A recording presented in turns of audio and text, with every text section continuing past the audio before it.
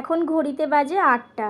এর মধ্যে আমি এইটুকুই রান্না করতে পেরেছি। কেন আমি 8টার মধ্যে আজকে রান্না করেছি সেটা তোমাদের সাথে শেয়ার করব। আজকে দেখো দুপুরের জন্য আমি রেখেছি ভাতের সাথে উচ্ছে আলু ভাজা আর পাতলা করে মসুর ডাল আর একটা মাছ ভাজা, আর বিশেষ কিছু রাখিনি।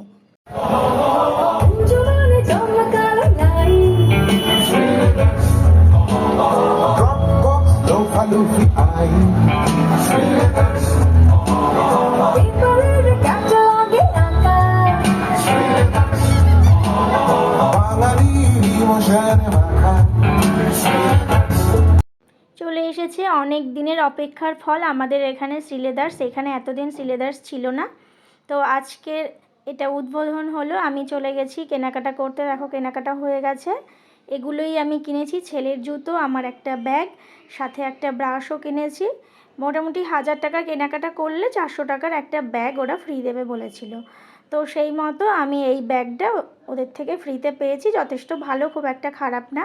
সাথে ছিল 2টো লাড্ডু, একটা জলের বোতল। টাটা।